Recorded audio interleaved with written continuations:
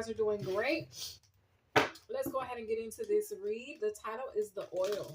Okay. The Oil. All right. Whew. Y'all, it's my intention that this reading serve your highest and greatest good, as well as the highest and greatest good of the Most High God.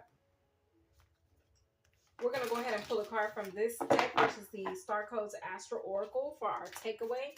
And this is a card that we'll read at the very end of the reading. So be sure to stay to the end so that you get the takeaway for this message. We have retrograde review. All right. The sun also came out in North Node. Okay. So we will take that retrograde energy. We're going to pull from the Isis Oracle mixed with the Ancestor Spirit for the energy for this read. Thank you, Holy Spirit, Holy Angels, Most High God, for clarity and accuracy as I bring this message to your collective. Okay. The oil. At this time, you guys are being guided to reconnect with your inner child. And it came through like immediately. Okay. Immediately reconnect with your inner child. Proper burial for freedom, the Lunar Queen. And I was just about to say, I feel a nap coming on. Okay. Oh, I do. After I finish these reads, I'm going to sleep. Okay. But proper burial for freedom here. There's something that needs to end. Okay. And you're going to be reviewing through this retrograde energy what that is. Okay. But you need to reconnect with your inner child at this time. Okay. There's a form of rest that's going to be, I'm also hearing rejuvenation that's going to be gained when you take this time out to reconnect with your inner child. Take a slow breath. Close your eyes if you want and imagine the younger version of you. The one who still believed, felt deeply, hoped fiercely, and trusted easily. Okay, they're not far away, y'all. They're right there. They're waiting for acknowledgement. So right now, it's time to check in. And this check-in doesn't have to take long, okay? It doesn't take long at all. 5 minutes is enough to stabilize your energy because your inner child is the emotional core of strength. They're not a fragile fragment, all right? It's giving me an energy right now. Let me just pause on my notes. But it's like, have you ever gone through something that you were like, say y'all was waiting on something to happen. It was good. You was like, oh, when that happened, oh, it's going to be so good. They're telling me like, say you was waiting on a check to come in the mail, okay? And then the check doesn't come. Or say, for those of you all that have children, maybe you can relate in this way. I can remember being a child. I'm not even going to put that person out there like that. Never mind. But imagine you have a child and you and the other parent are separated. And the other parent calls and says, hey, I'm going to come pick up little Ann, little JoJo, little whoever. I'm going to come pick them up this afternoon. Okay. So the child gets all dressed. They get ready. They get their bag packed because they're going to spend the weekend with the other parent. They're excited. They're ready to go. They're like, yeah, I'm ready to go. Going to go see my dad. Going to go see my mom. Okay. And time passes. 6 o'clock comes. That was the pickup time. 6 came and went. 6:30 came and went. The kid's like, what time is it? They're not here yet. They sitting outside waiting on the parent. And the parent doesn't come.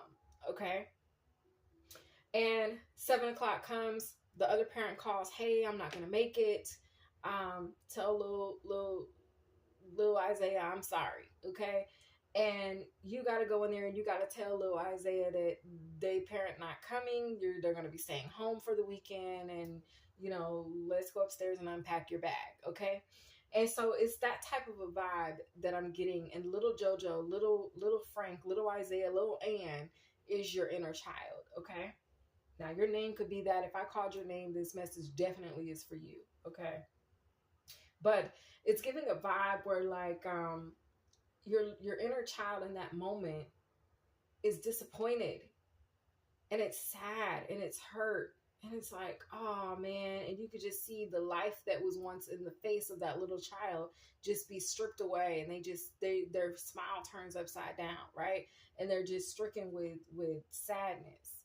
Well, that's how your inner child be feeling when things don't go to plan in your life. Okay. And so even though as adults we carry on, we keep pushing past that feeling past that energy because we have to, right? The inner child is still sitting in a sense of disappointment. Okay, they're still sitting in a sense of sadness until we intentionally go in and check in and say, hey, I know you was disappointed about that, but guess what? We've been through this before. Don't you remember? You remember that time? Don't we always make it out? Doesn't God always provide?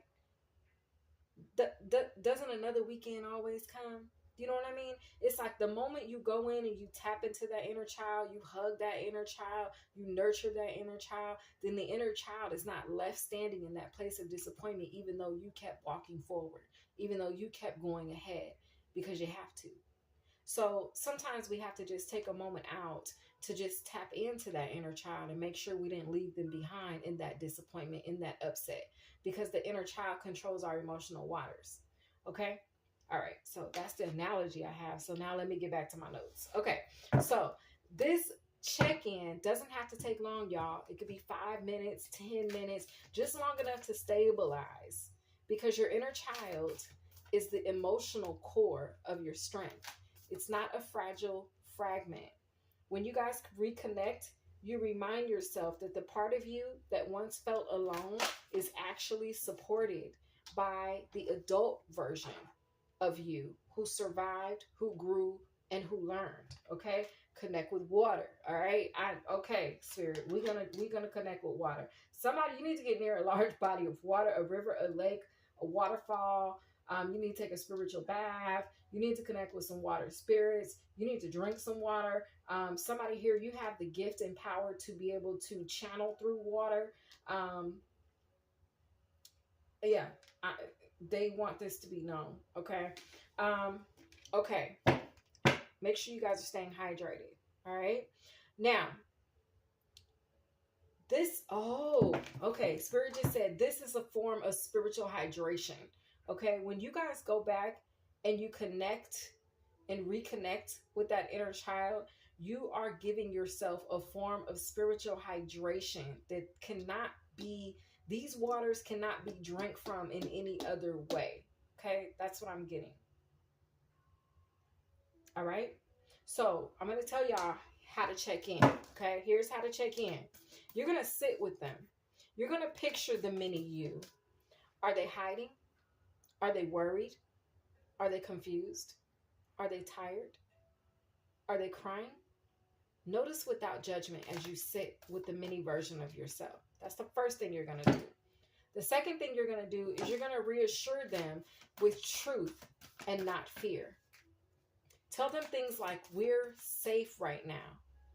We're not alone anymore. I know how to protect us. We've grown stronger than anything that tried to break us. You don't have to carry the fear. Adult me has it now. Okay? That's number 2. Now, number 3. You're going to let the reassurance settle.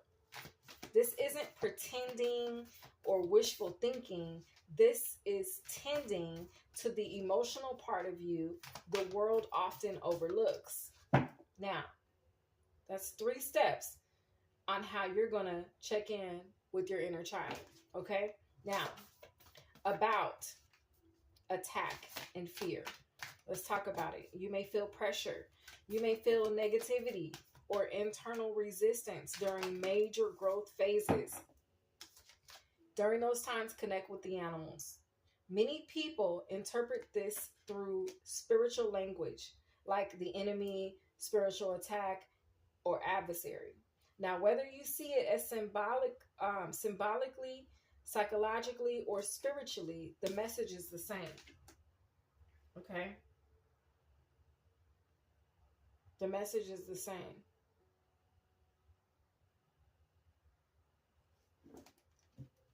Fear tries to show up when you leveled up. Okay? Find your voice, express yourself, open up and sing. That's a message from the ancestors. And then whole self-health, natural therapies, balance, and Ayurveda. Okay. So this looks like checking in with your eating habits and making sure you guys are for those of you guys that are living a holistic lifestyle, to make sure that you guys are eating Ayurvedically. Get more fruits and vegetables, nuts, beans, um, things like that, greenery in your life, okay? Fruits in your life. These are high frequency foods, okay? Um, that's going to be important. Now, that's going to be important as it relates to fighting these fears that might try to, you know what I'm saying, come through when you guys know you're going through a level up. That may be a time when you want to pull away from eating meat. When you know you're on a seat or brink of breakthrough, I would change your diet, is how this is coming through. And I never thought about it in that way, like in particular during those times. I know through fasting that we're called to, you know, change our eating habits, but through elevation, through a level up, I never thought about it like that. So Spirit just enlightened me to something. But anyway, when you comfort your inner child, you reclaim the part of you that fear hoped. Look at this child. Look at the adult you and look at your inner child. And most times this is how it is. If you're a woman in your adult real life, your inner child is the opposite sex. That's how I've experienced mine. My inner child is a little boy. Isn't that funny? If you're a man, your inner child could reveal itself to you as a little girl. Okay? It's because it's the opposite energy.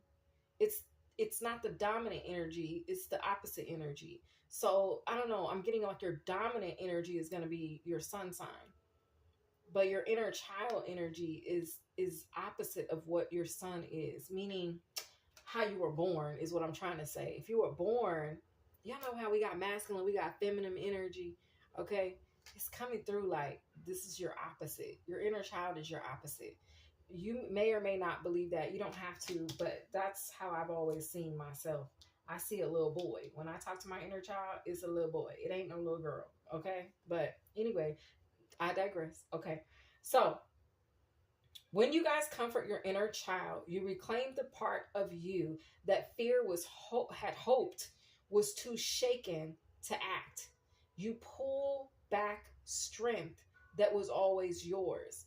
Okay. So this ritual or this practice is not about fighting darkness. It's about remembering your own light, which automatically dissolves whatever tries to destabilize you. Okay, let's get one more card, wrap up this read here. Thank you, Spirit. Embrace your inner gypsy. Okay, freedom, fun, and music. Okay, so some of y'all, you just need to dance. Your inner child wants to dance, okay? Get over here. Let's dance. Let's dance, okay? But interact and relate. Community, family, and traditions. Yeah, this is your ancestors, these cosmic ancient ancestors are telling you that this is not new. This is old.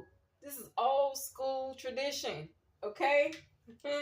This is not new age thinking. This is old school tradition, okay? We need to get back to it, all right? So, the oil. This is the oil.